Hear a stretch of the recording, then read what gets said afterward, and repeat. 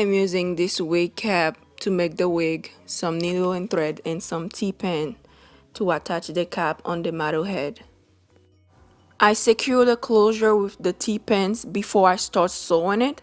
I'll sew both sides first, then I'll sew the back. When I'm sewing the back, I'll just pull it so I can leave no bumps. It'll be very flat that way.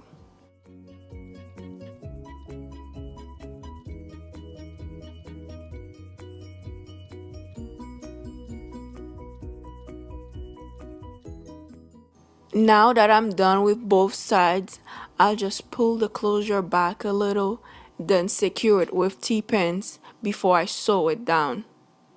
I'll secure it here, then sew it down. That way it'll be very flat.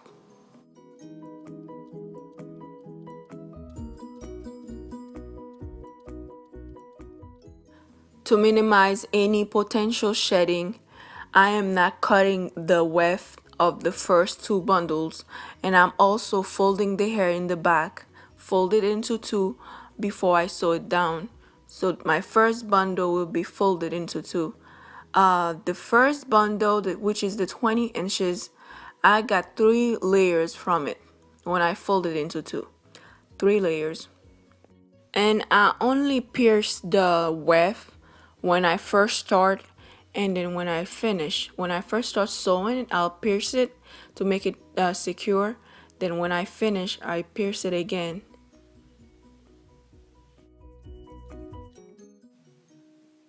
This is how far the 20-inch bundle got me. Now I'm using the 18 inches.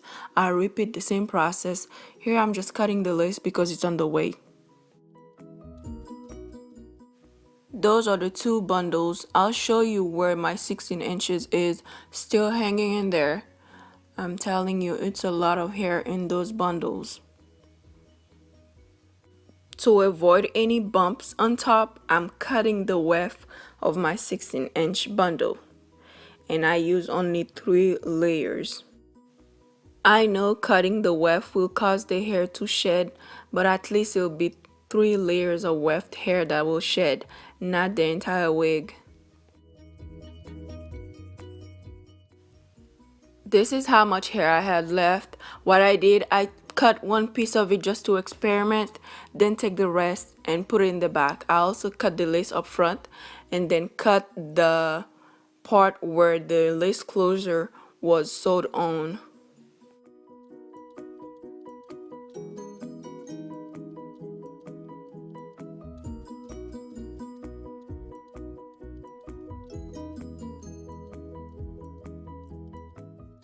This is how the wig looked like from the inside. I'm planning on adding 3 combs in it and an elastic band, but I'll do that after I wash it.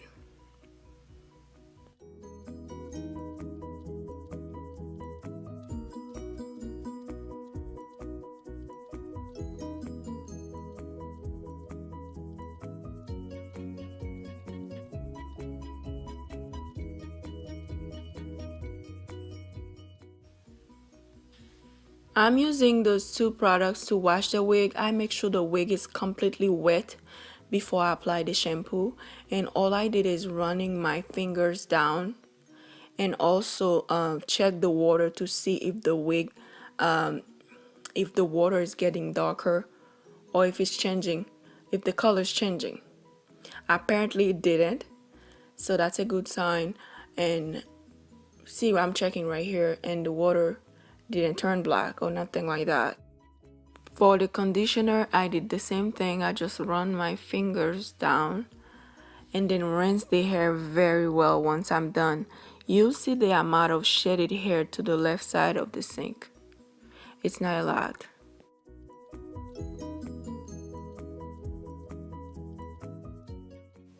While the wig is wet, I make sure I detangled it with a wide tooth comb, then define my part.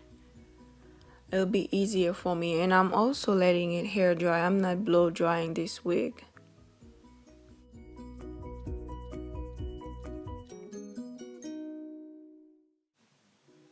This is what I'm doing to the piece of the hair that I cut to experiment. I'm making sure that the hair can flat iron can be flat ironed before I flat iron the entire wig, so it's possible.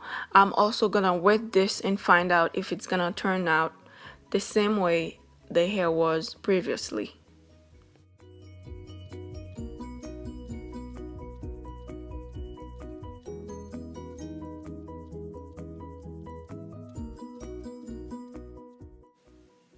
So I went ahead and wet it, then I'm gonna hang it on the wall.